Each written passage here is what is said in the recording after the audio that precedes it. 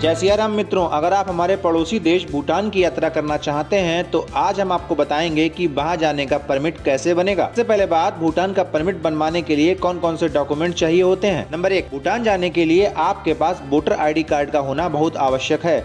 अगर आपके पास आधार कार्ड और वोटर ID कार्ड दोनों हैं तो आप वोटर ID कार्ड ही लेकर जाइएगा, क्योंकि नेपाल और भूटान दोनों ऐसे देश हैं जहां आधार कार्ड से ज्यादा वोटर ID को मान्यता दी जाती है। इसके अलावा वोटर ID की जरूरत भूटान के बहुत सारे टूरिस्ट प्लेसेस को विजिट करने में भी पड़ती है, तो अपने साथ वोटर ID कार्ड ले जाना कतई न भूलिएगा। दूसरे नंबर पर है पासपोर्ट। अगर आपके पास पासपोर्ट है तो आप पासपोर्ट लेकर ही भूटान जाएं, क्योंकि भूटान में वोटर ID से भी ज़्यादा इम्पोर्टेंट है पासपोर्ट। भूटान जाने पर पासपोर्ट का एक फ़ायदा ये भी होता है कि आप दुनिया के जितने भी देशों को विजिट कर चुके हैं उनके स्टाम्प की वैल्यू ज़्यादा इम्पोर्टेंट होती है, जिस कारण आपकी इम्पोर्टेंस बढ़ जाती है। तीसरे नंबर पर है coloured passport size photo. Bhutan जाने पर अपने साथ 6 से 8 रंगीन पासपोर्ट साइज फोटो जरूर रखें। वैसे तो परमिट बनवाते समय केवल 2 फोटो की आवश्यकता पड़ती है, लेकिन बाकी के फोटो अगर आपके पास होंगे तो पूरे ट्रिप में अगर आपको कहीं आवश्यकता पड़ गई तो आपको भटकना नहीं पड़ेगा। चौथे नंबर पर है भूटान का टूर प्लान। भूटान जाने से पहले आप भूटान का टूर प्लान जरूर बना लीजिएगा, जैसे कि आपको कितने दिन तक भूटान में रहना है,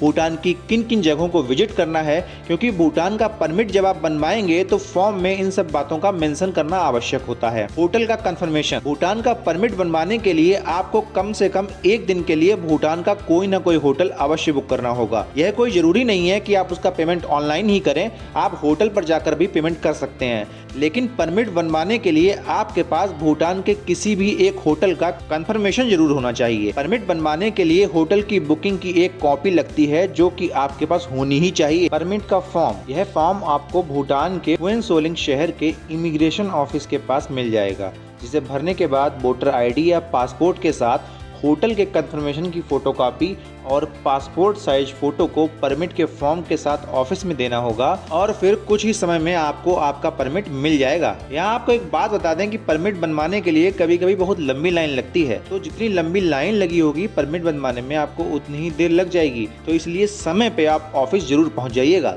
यहाँ एक जानकारी आपको और दे दें कि अगर आप सोलो ट्रैवलर हैं तो इमिग्रेशन ऑफिस से एक आप अंडरटेकिंग लेटर लेना होगा, जिसमें सामान्यतः ये लिखा होता है कि अगर भूटान में आपके साथ कोई घटना घटती है तो उसके जिम्मेदार आप खुद हैं। भूटान की सरकार या किसी भी अथॉरिटी की कोई जिम्मेदारी नहीं होगी। यह लेटर केवल सोलो ट्रैवलर को ही लिखना पड़ता है। वैसे आप चिंता ना कीजिएगा, क्योंकि भूटान में आपके साथ कुछ भी नहीं होने वाला है। भूटान के लोग बहुत अच्छे होते हैं जो आपकी मदद के लिए हर संभव प्रयास करते हैं, इसलिए अगर आप भूटान की ट्रिप सोलो प्लान कर रहे हैं तो जरूर वहां जाइए। चलिए अब बात करते हैं कि अगर आपके बच्चे 18 साल से कम हैं तो उनका परमिट कैसे बनेगा। आपको बता दें, 18 साल से कम उम्र के बच्चों का परमिट बर्थ सर्टिफिकेट से बन जाता है। यहाँ एक बात जरूर ध्यान रखिएगा कि जो भी डॉक्यूमेंट्स आपके परमिट बनवाने के समय लग रहे हैं उनके ओरिजिनल डॉक्यूमेंट्स आपके पास अवश्य होने चाहिए, क्योंकि यात्रा करते समय भूटान की किसी किसी जगहों पर परमिट के साथ साथ ओरिजिनल डॉक्यूमेंट्स भी मांग लिए जाते हैं। चलिए अब बात करते हैं कि भूटान के सभी जगहों पर जाने के लिए परमिट कहां से बनवाना पड़ेगा।